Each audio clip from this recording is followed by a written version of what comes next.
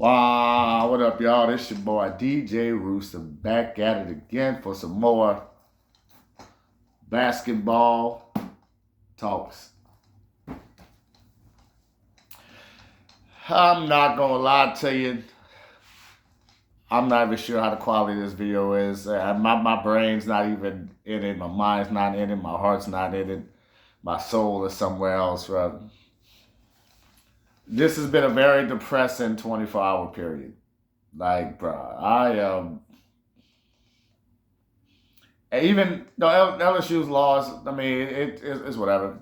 It's college. I don't want to get too wrapped up over that because they're kids. There's gonna be ups and downs, you know. But the Pelicans trade Jose Alvarado, like, man, destroyed me. I am so done with this team. I can't even tell y'all. I know I'm gonna get to the LSU stuff, but I couldn't even focus. I was watching the game, man. Like, I kind of don't even want to even run this fucking channel. I do a lot of different sports stuff, so that's really gonna keep me going. But the main reason I don't do like other, so I can't even think, bro. I can't even think. I just gonna roll right through it, fucking one take. You know how I do. Like I do this because of Pelicans, and then now I see what the Pelicans' direction is. My favorite player got traded when we had so many other holes, and then it's more than just Jose getting traded. It's about destroying the culture of the team. They just take like that, and the culture's gone. And it takes years to build a culture. So I mean, now we're guaranteed to be trash for the next few years. But it's whatever. So I'll talk about them in another video that I'm working on. But that really hindered my enjoyment of the LSU game. And then LSU getting blown off the court, didn't help it at all either. I was like, well, at least LSU about to, put that work in. And they got absolutely obliterated. First off, shout out to Texas. And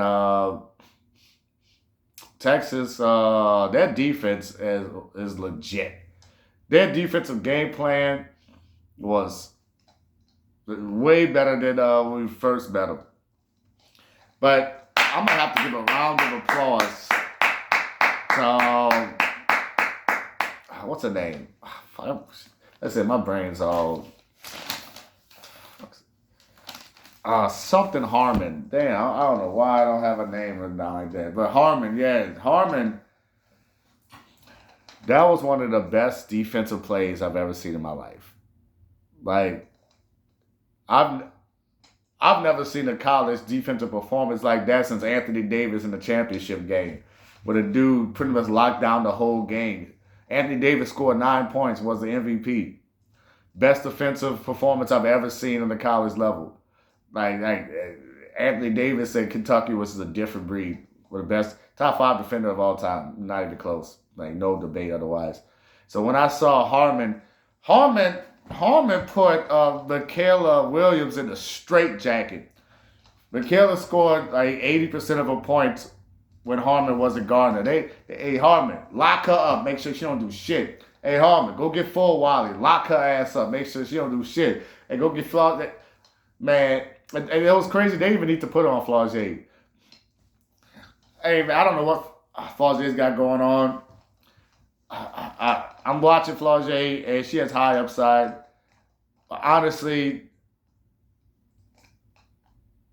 she's really not as talented as she thinks she is. And I don't even want to put it that way. Because I love Mr. Flaugier. And I'm not one of those people that tell her, oh, focus on this. Because maybe some of your outside shit actually helps you here. So you never really know. So it's not about focusing. It's about just doing the little things on the court. And Flaugier she has amazing upside. She's still the big four because she has the highest explosive capabilities. But the refs don't like it either. The refs only call charges on her. They call so many charges on her. Even though she do be charging. That's the thing, bro. She learned to just stop and pop, bro.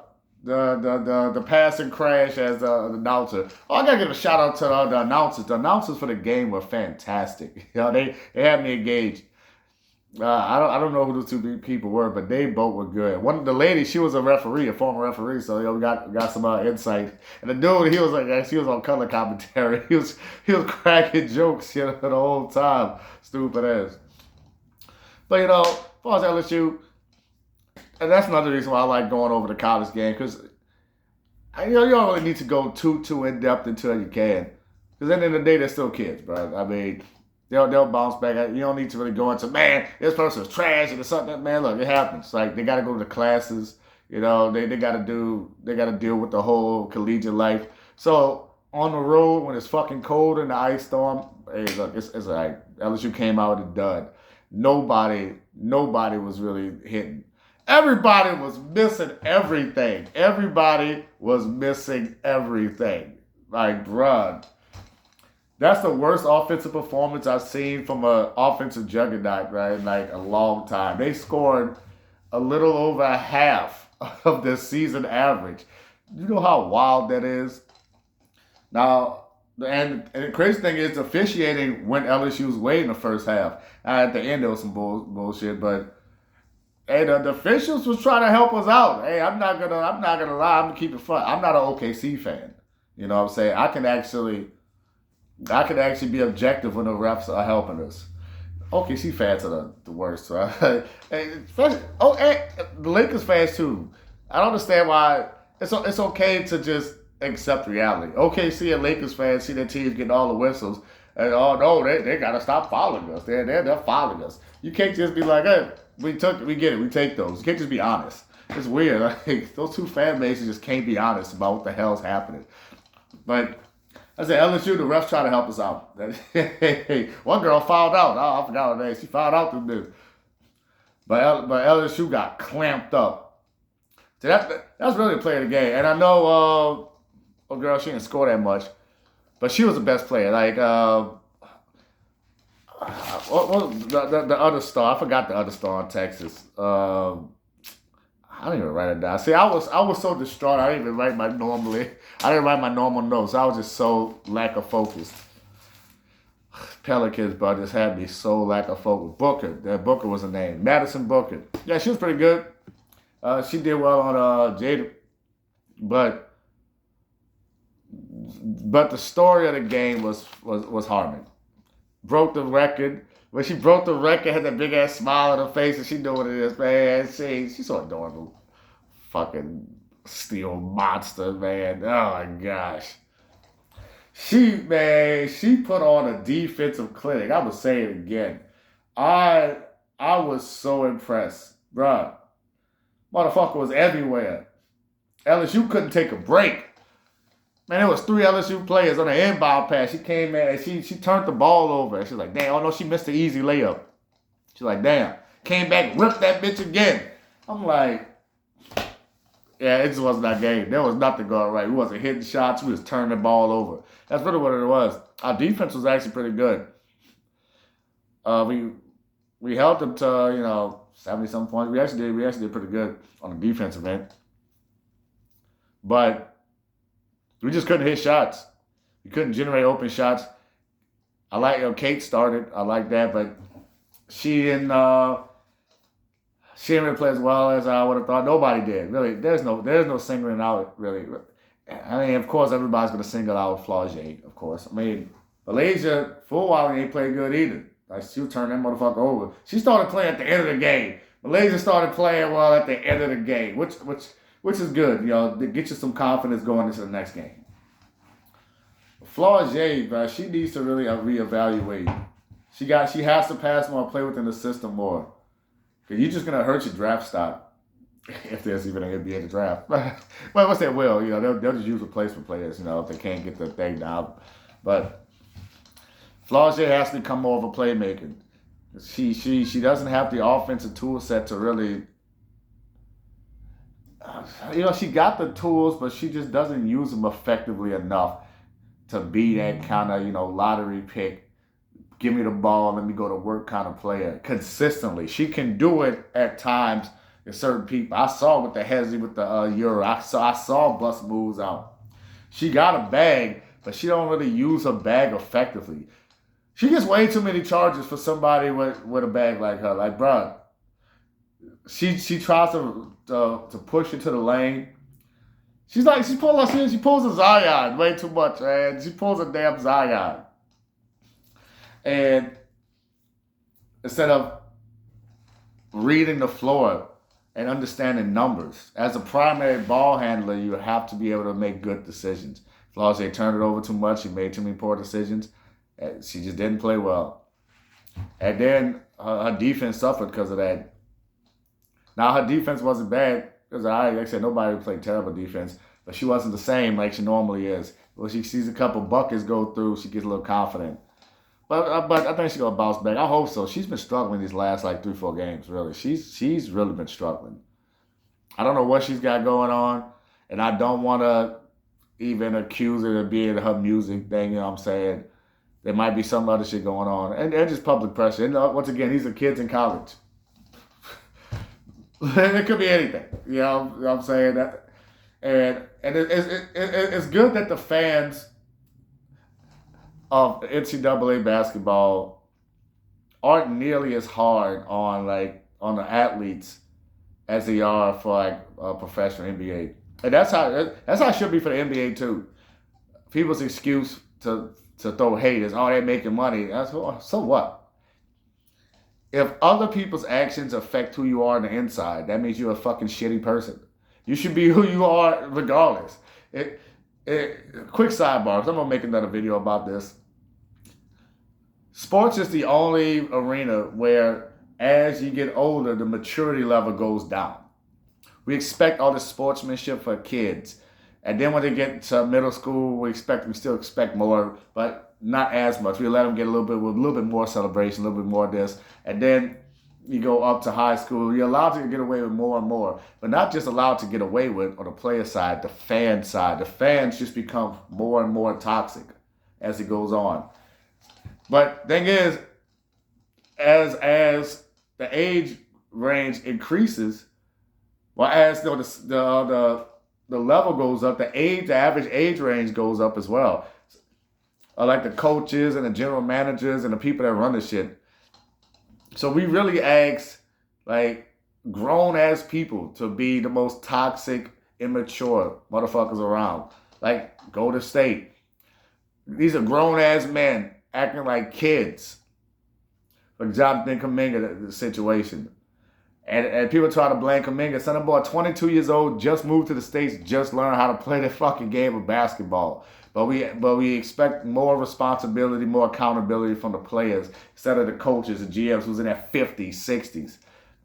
It's just weird as hell, bro. It's just weird. And the fans are just so vitriolic and so hateful.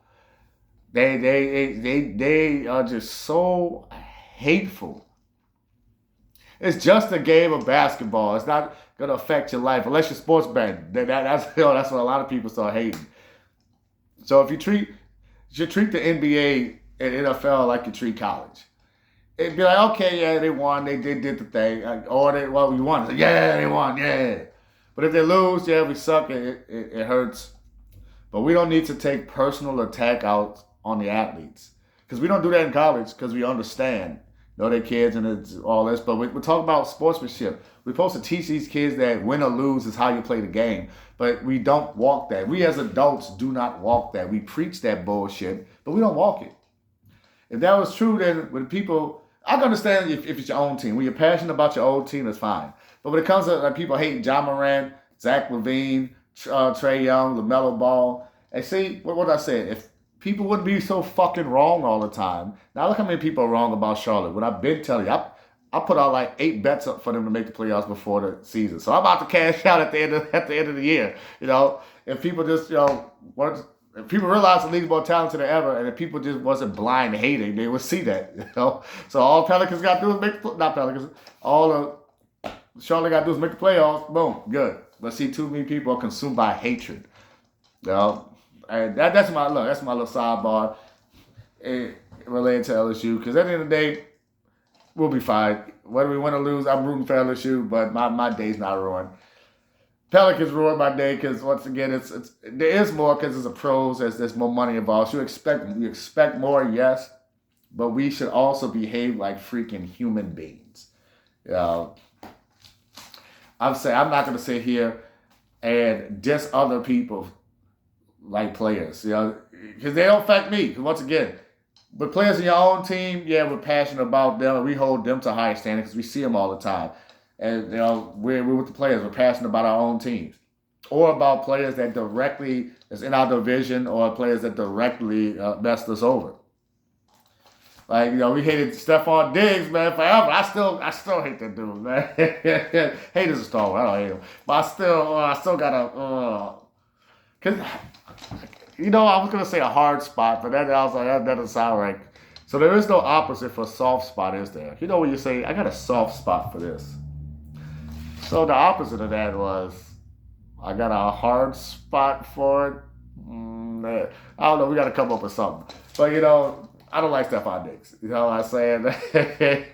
But that makes sense because he's responsible for the Saints, losing. Oh man, being the Water sports fan is just pain. It's pain incarnate. It's freaking pain. But being so passionate and hating people so much that has nothing to do with your team doesn't make any sense because the media tells y'all to hate people. So, like I said, I wrote some stuff about LSU. I wasn't really, as focused as I could have been because, trade deadline, I'm still depressed. Jose's gone. What is he doing? We lost our only point guard. This dude's we need a point guard, and he traded our only true point guard, man. And, man, it's so garbage, right? Whatever.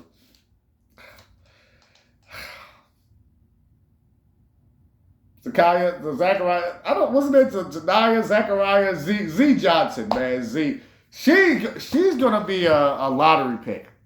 She could probably go first overall eventually. If she continues her freshman growth, she is incredible. One thing I did right, Bella Hines. I don't know why Bella Hines didn't get more minutes. I think because Bella Hines was like, I think she was like yelling she was yelling at the coach the last game. And she was a freshman, maybe because attitude got on the bench. But I wouldn't know. So I don't know. I just saw a little snippet of the game. The other game, she was her and coach both was going back and forth with each other. So, but Bella Hines, she came in, gave us instant offense. I was like, man, she should have been played. But once again, we'll bounce back. We got killed on the glass. But Johnson came in. She had like 6 boards and then like a few minutes. She is incredible. I love watching her play, man. I love watching her play. Towards the end, we're really gonna have a big 5, maybe a big 7. And one of my other comments has said a big 8. But it's gonna take some time for them to get it back. Now I will say, Kate. Well, this got me on coaching. We don't pass inside out enough. Whenever the ball goes inside, it just stays there. We got shooters. We got a lot of talented offensive players. We move the ball on the perimeter, but whenever we move the ball on the inside, it stays there. Okay, you got to do a move and dish that thing back out. Dish it back out for some wide open jumpers. And our passes really couldn't even get the ball inside for a lot of game. Them Texas players, they were just denying inside. They were not letting you get anywhere on the inside. So a lot of our turnovers came from trying to force it in. But there were times where we had the inside pass and we just couldn't make it. But as all around, it was a bad game. But let's see, anything else I really wanted. Footwalling, she has great timing on her steals. She watched the basketball. Well, she watches the hand and the body movements and times it right at the release point. And it's hard to do. I tried it when I was playing. I tried because logically, if you get the timing right, you should be able to steal it pretty much all the time because you have to dribble it. What goes up must come down. You know what I'm saying? So it's up, so it has to come down at some point. You can't hold it, so if you time it right, you should be able to get a lot of steals. But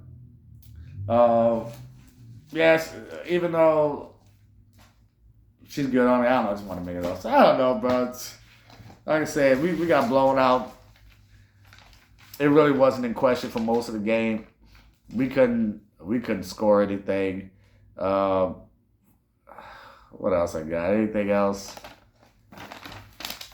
No, that's about it, bro. Like I said, it's college. We're gonna be all right. Go Tigers! LSU will be fine. They're gonna hit the tape. They're gonna bounce back. They'll be all right. Pelicans. Okay, and if y'all made it this far, there's more reason why I'm depressed too. Because it was more than the Pelicans, because both of the teams, the main teams I follow, of course, follow for all day. My favorite player for the Pels, Jose Alvarado. Favorite former Pel, Drew Holiday, and Chris Paul, you already know.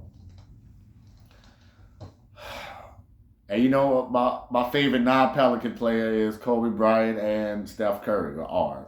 Their favorite R. So I keep up with Steph and I root for Steph. And so I root for Golden State to be good and function, to put a functional basketball team. So the trade deadline, so both of my teams destroyed themselves. Yeah, Golden State got a win without Steph yesterday. So the fuck what? Like, oh well. Fool's gold.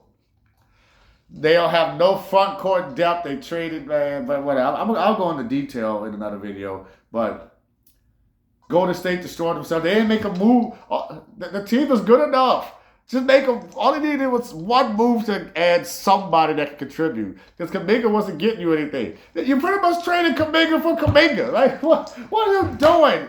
You had all that money sitting on the bench, not doing nothing. And now you got all that money sitting on the bench, not doing nothing. What are you doing? These teams are fucking stupid. And Jose gone. My GOAT Steph is fucked. You know what I'm saying? What's happening here? Man, and at least you got blown the fuck out. Hey, at least my life's going good. I got, look, the channel's growing. My other Rooster stuff's going. Check me out on Instagram, Facebook, DJ Rooster 504. LinkedIn, my LinkedIn shit out. All my profiles and shit are taken off. I got some new gigs coming up. We're having an event coming up on the 20th after Mardi Gras. So if any of y'all in New Orleans watching this, we're having a karaoke, DJ, and fundraiser for the community center. Somewhere between the 21st and the 25th, somewhere between there. So yeah, we got a lot of good stuff going on. So I'll be all right. The sports fans, don't let shit affect you too much. If it's your own team, that's fine. But don't be hating on other players that's not even on your team just because the media tells you to hate them. If you hate Zach LaVine, if you hate John Morant, if you hate Trae Young, if you hate Anthony Davis, if you hate Dylan Brooks, Dylan Brooks is hateable. But if you hate all these other dudes who ain't do shit, who just chilling, living their lives just because the media told them to hate you, to hate them, to get a fucking life. That's it.